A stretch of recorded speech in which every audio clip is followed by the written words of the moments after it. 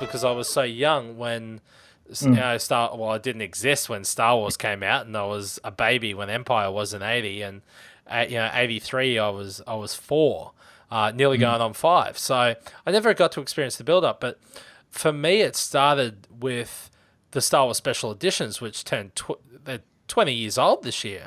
Well, yeah, I know it's unbelievable. So Yeah. it's not, can't believe 20 years, but I remember sitting in that theater and watching Independence Day and seeing Yep. that trailer come up for the special editions and going, "Oh my God, what's going on?" And then of course, when it got to Return of the Jedi, as a couple of months went down the track, and there was all this talk of, we're gonna see one of the worlds that's going to be in the prequel films, and all that talk was coming out. I was buying Cinescape magazine at the comic Yeah, book yeah, shop at Daily Planet. Oh, yeah. there's the future, and there was the talk of Frank Darabont, who was going to write the scripts, which George would have been good.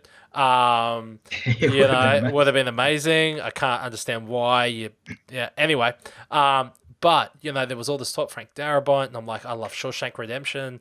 Yeah. You got someone who could possibly is going to be right. And then Ewan McGregor was cast, and I'd just seen Ewan McGregor in something. I was like, they've got all these cool actors, and who's Natalie Mm, Portman? And I already started getting a crush on her. I was like, mm. is that I was allowed because I was that age anyway?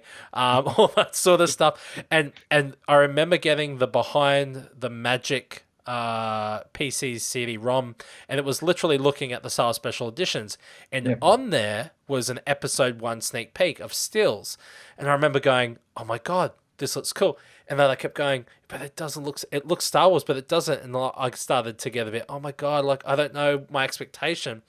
Mm, And then when that trailer dropped, I actually worked at a cinema at the time, mm. and I had been told that we were going to get the trailer delivered about a week later after the US had got it and it dropped online. And I remember sitting at my house at Boonderwood, where I live with my mum and my brother, and downloading a picture no bigger than the size of a matchbox stick on my computer Yeah, screen, going, "Oh my God, please, no one phone. I don't want the phone to ring." And I'm like, yeah, I'm trying to work out my settings, going, I've got to turn the phone off somehow. And then, of course, my mobile ring, and my mum would be like, "The home phone's not working. Why?" And I'm like, I've got to download this bloody trailer, and it's still got 3.5 hours to go. And then, of course, it would start to play a bit, and you go, "No, I've got to pause because it'll thingy." And I remember in the end, I watched a bootleg version that had come out, someone had filmed in a theater, and I got, "Oh, dude, this is going to be epic." And I was like, mm, unbelievable. And then I got to see it on the big screen. I'm like going, this film could be the greatest Star Wars film of all time. And yeah. then the build up was so big. And then, of course, I went to Toys R Us for the Midnight Madness with the toys. And I'm Oh, like, yes, yes, yes. oh my God. And I was buying stuff left, right, and center. Yeah, And I'm like, oh, these figures are cool and these vehicles are amazing. And I'm like going, but who's Qui-Gon Jinn yeah, and yeah, who's yeah, this? That's Anakin. I understand that's going to be Darth Vader because I saw the teaser poster. yeah.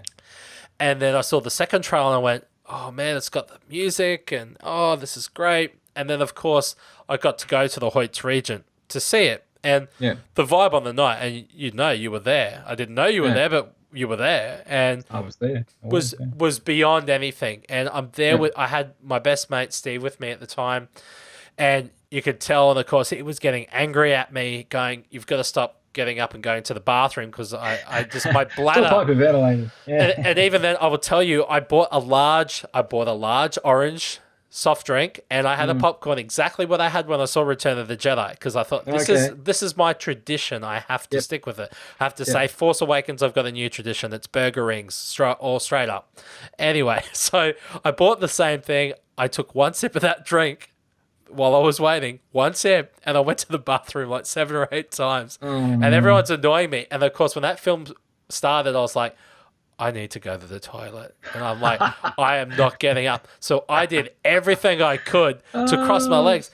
And I've walked out of the theater and I've gone, oh my God, I think I've just witnessed the greatest Star Wars film. And when I got home, I said to my mum, I've seen the greatest Star Wars film ever. I couldn't believe, because I had booked the gold class as well. I'd bought other tickets. I saw the Phantom Menace 7 times. yep. By the last time I saw it, I was like, okay, can we skip like to the end when the cool lightsaber battle Yeah, is? fast forward it, I want please. to Yeah. fast forward the film. I remember I was sitting at Strathpine Cinema and I fell asleep. Yeah. But the thing was, once again, those memories of a build-up. And it's interesting too, because if you ever watch the Phantom Menace documentary that the Star Walking Inc. guys got to be a part of, you've got there's two guys talking, and one of them said, if you were born at this age, you probably wouldn't enjoy the Phantom Menace. But one guy says, well, I enjoyed it because I never had the experience of living through a build-up. Yep. And I would be close. The more I watch the Phantom Menace, the more it means so much to me because of that build-up. And my preference is Revenge of the Sith is my favorite out of the three. But the more I watch the Phantom Menace, the more it's getting closer and closer to taking that mantle, like it has for you. It's taken that top spot. Was it a great film? No. Is it there's moments in there that are just genius, wonderful, fantastic. But I look at it as a whole story, and I'm thinking, well, it fits perfectly where it needs to fit, and it does what it needs to do, and all that. But those memories that I lived with, the first toy launch, the first trailer launch, and all that sort of stuff. And once again, it's, as George would say, it's like poetry, it rhymes.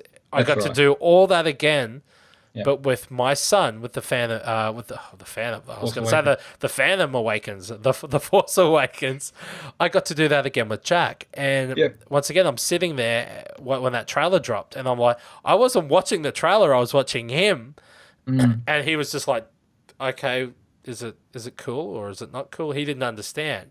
But I was like thinking, oh my God, this is like me watching the Phantom Menace trailer all over again, and getting to live that experience.